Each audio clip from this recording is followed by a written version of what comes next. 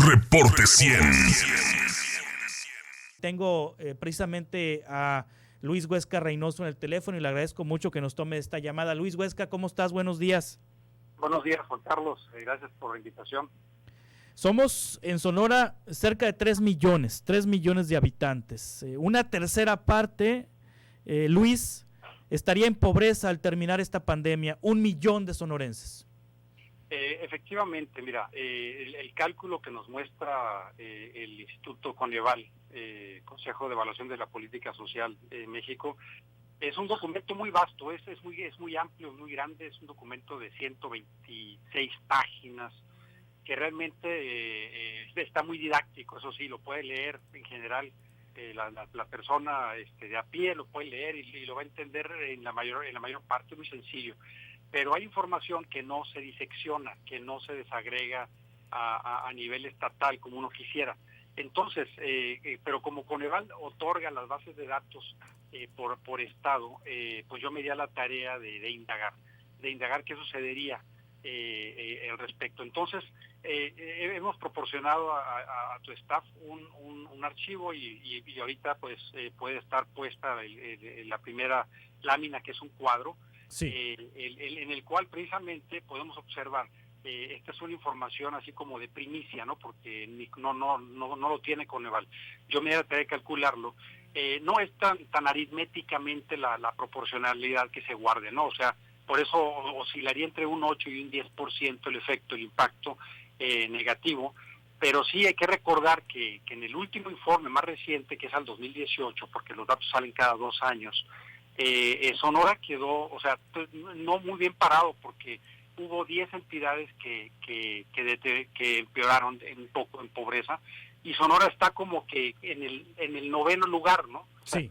No en el peor, pero sí en el 9º de las que empeoró, y esto trajo consigo una información que, antes de mostrar, bueno, de poder comentar ese cuadro, que sí aumentó la pobreza de 2016 a 2018, en 31.800 personas, con población que no le alcanzaba para poder adquirir la canasta básica a su familia, y 54.400 personas que sumarían las anteriores, más la población que no le alcanza para sacar el mes, así vivir a fin de mes, ¿no? Y esto sumó pues alrededor del 37%, que son estos que tú acabas de mencionar. Y ahora sí, si vemos el cuadro 1, que son diferencias esperadas en la pobreza. Antes, o sea, le pusimos sin COVID y después de COVID. Y podemos observar cómo el que está marcado de rojo son esos 863.029 personas, que representan 28.2. Esta es la pobreza multidimensional que de alguna manera viene pues a combinar todos los efectos, que son efectos de ingresos, efectos de caídas en ingresos, efectos de pérdida del trabajo, pero también efectos por no lograr tener todos los accesos a las 6 derechos que pide Coneval, digamos, para que la gente no esté en este tipo de pobreza. Y esta pasaría, si bien el cálculo ya está aquí un poco más fino, aumentaría, si aumenta 6.9%, esta pasaría a ser 35, o sea, 0.1, de 28.2 a 35.1. Esto es, ya ha expandido el efecto a 1.073.468 hogares en pobreza multidimensional. O sea, Sonora pasaría de 863.029 en pobreza multidimensional en este momento a 1.073.468, es decir, el 35.1% de la población. 7% es lo que se elevaría a la pobreza multidimensional. Y esto significa, Luis, que o no tienen acceso a salud, o no tienen acceso a piso de cemento, o no tienen acceso a una serie de factores. Fíjate decir, Juan Carlos, que realmente si observamos lo que se ha hecho en Sonora, vamos a pensar ahora que la política social se resume en el apoyo que el gobierno, tanto federal como local, como estatal, le proporcionan a las familias para que no estén en esta situación. Entonces, de estas carencias, curiosamente, para el caso de Sonora, vamos a tener pobres mejor dotados. Sí. Es decir, que cumplen con la mayor parte de las carencias, excepto dos, que son en las que nuestro talón de Aquiles, que sería precisamente la seguridad social, el acceso a seguridad social y por otro lado, el acceso a alimentación. Sí. Habría que agregarle a este efecto, por el efecto de COVID, de la gente que dejó de tener ingresos, la vivienda, el acceso a una vivienda adecuada, que no esté la gente asignada, pero también que la vivienda sea pues propia. Y en estos casos, las familias y la gente lo que hace es hipotecar muchas veces su vivienda para tener ingresos. Entonces, esto va asumiendo que al menos el 20% de los que ya tenían vivienda, por lo menos el 20%, es un escenario conservador, que sí puede ocurrir, que la hipotecaran, pues van a caer también en la dimensión de pobreza por vivienda, sí. ¿no? Entonces, esto haría que por lado de las carencias, estas aumenten de como están ahorita, de 1.9 al menos a 3 carencias, de las 7, porque hay que considerar la séptima, que es el ingreso. Y esto es el efecto que digamos, no está claro, porque no lo pone para todos los estados, no viene en ese informe, pero que yo me di a la tarea de poderlo calcular. Y si observamos en las siguientes figuras del cuadro, que bueno, antes de movernos, la pobreza extrema entonces, que la que no tiene ingresos suficientes para adquirir la canasta básica, pasaría de 80,625 a poco más de 100,000. Sí, esto de pobreza extrema es el hambre, pues, Luis Huesca. Estamos hablando de 80,625 sonorenses que batallan para completar lo mínimo indispensable de calórico para el día. Es decir, son personas que se quedan con hambre o tienen hambre. 80,000 sonorenses, y pasaría a cuánto entonces de 80,625 a 100,284 sonorenses en esta condición. Así es, y lo vemos ahí en este renglón que está debajo, y como te digo, por eso el aumento no es como que proporcional, tiene que ver cómo dentro de estos grupos que están más extremadamente pobres, las carencias son más altas. Entonces las carencias mueven o empujan lo del efecto del ingreso. Entonces no es proporcional, por eso digo que hay que meterse a cada rubro y hacer el cálculo, y es lo que está ocurriendo. Sí. Ahora, si pasamos a las gráficas... Va a tardar un poco en actualizarse porque tiene un delay el Facebook. Si estás viendo la transmisión por Facebook, tiene un delay, pero pasamos a la siguiente gráfica. Conforme estemos platicando al aire, se va a ir adaptando la imagen. No hay problema, aquí también la tengo yo de frente. Mira, sí. En la gráfica 1 muestra la desagregación por zonas rurales y urbanas para Sonora. Son dos líneas, sí. una línea azul y una roja. La línea roja mostraría cómo estamos ahorita, que es en la zona rural la pobreza total, que es la más fuerte que marca Coneval, que es la de un ingreso que le llama de bienestar, ¿no? Y que le debe alcanzar para pagar las cuentas a la gente, todo lo que tenga que ver con educación, salud, vestido, calzado y los gastos de la vivienda. Y esta realmente pues pasaría, si observamos en la figura, de 43.8 a 50.4%, es decir, pasaría a impactar a casi la mitad de la población rural en Sonora, que la población rural, en términos de los un poco más de 3 millones que somos, es alrededor de un 28%, ¿no? O sea que este porcentaje no va a empujar tanto la pobreza total. Y esa diferencia de aumento, porque vemos que la curva se empujó hacia arriba, es lo que estamos viendo en el eje vertical donde dice CPG de Z, que sería toda esa distancia, es lo que les va a faltar ahora a los pobres de ingresos. Son porcentajes o déficit de ingreso para dejar de ser pobres. O sea, en resumen, la mitad de la población rural va a caer en pobreza. Así es, ándale, ese es el dato, sí, ¿no? la mitad de la población rural en Sonora va a caer en pobreza. Ahorita estamos hablando que de 4 de cada 10 personas en la zona rural son pobres. 4 de cada 10, van a ser 5 de cada 10 ahora. Así es. Y les va a faltar, de faltarles en promedio 15, 16% de ingreso, que no era tanto, les va a pasar a casi 30, o sea, van a necesitar 30% más de ingreso en promedio para dejar de ser pobres. Esto da una idea del esfuerzo de la política social y de la promoción de empleos que debieran de llevarse a esas zonas.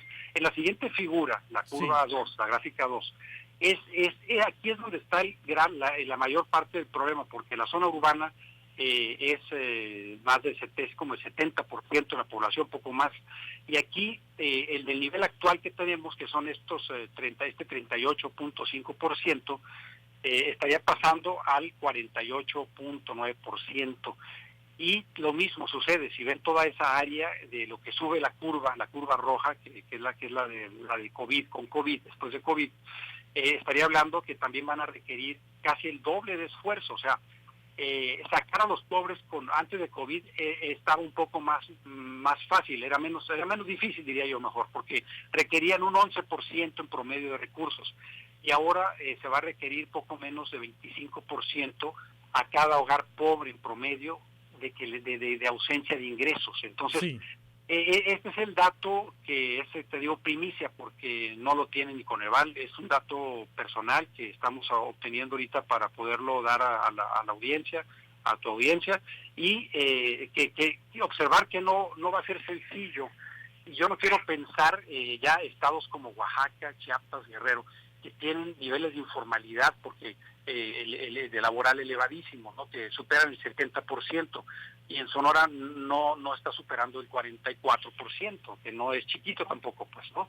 Y estos son datos que precisamente el reporte de Coneval con el COVID nos dice que al menos de las fuentes de ingreso, de qué vive el hogar, pues no solamente viven ingresos laborales, pero la mayor parte sí, es decir, es el componente del ingreso más importante, que puede ser desde el 38 hasta el 68%, o sea, sí, casi el 70% de las fuentes de ingreso del hogar vienen de los laborales, y que son los que pues cayeron en Sonora, y que si Sonora cayera al menos como se piensa que va a caer el país, alrededor de un 8,5-9%, la generación de riqueza, o lo que conocemos como el PIB, si Sonora cae eso, esperaríamos que los empleos también pues caigan en una proporción de entre 50,000 a 65,000 empleos, la pérdida de empleos, ¿no? Entonces, esto está también considerando la respuesta de cada sector, porque cada sector responde diferente a la pérdida de empleo, como ya se ha manejado en las noticias, ¿no? Sí. No todos los trabajadores han perdido su trabajo, los esenciales siguen obteniendo ingresos, pero los no esenciales, que son la mayoría, sí. Entonces, todo esto está considerado en este cálculo, y por lo tanto se espera entonces que por el lado de las carencias, el acceso a seguridad social será la primera que va a detonar la pobreza multidimensional, y seguida de la alimentación, del acceso a una alimentación adecuada, y que la gente pueda tener el ingreso suficiente.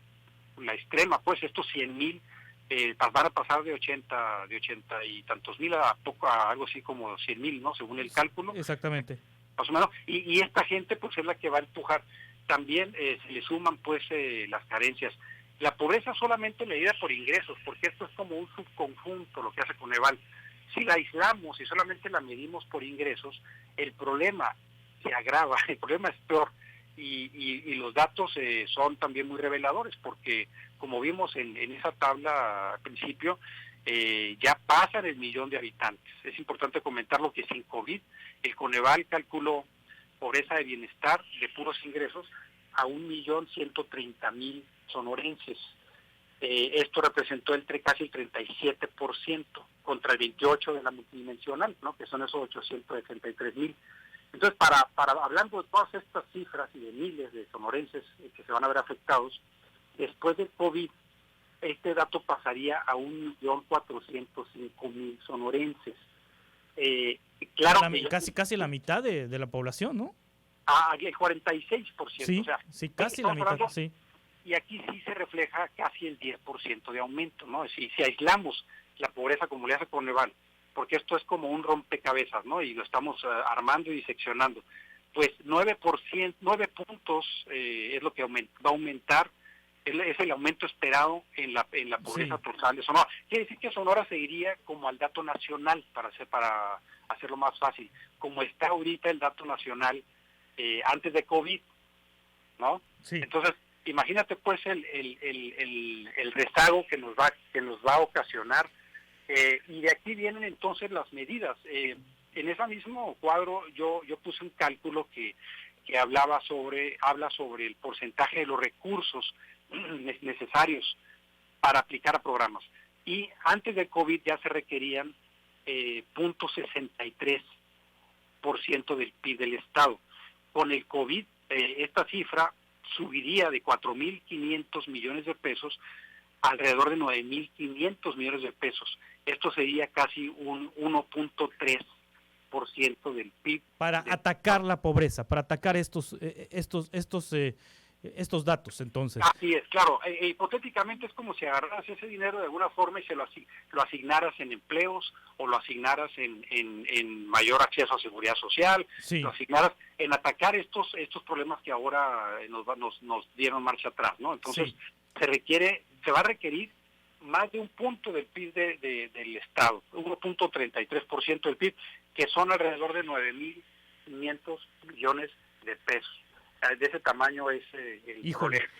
Luis, vamos a compartir, si nos permites, estos gráficos que ahorita nos explicaste a través de las redes sociales de Uniradio Noticias y de Reporte 100, a fin de que los radioescuchas tengan pues esta información que de manera exclusiva, de primicia, le estás ofreciendo a la audiencia de Reporte 100. Luis Huesca, te agradezco mucho tu intervención esta mañana. Al contrario, saludos a tu auditorio y un abrazo para ti. Igualmente, datos preocupantes. A ver, datos preocupantes. Reporte 100.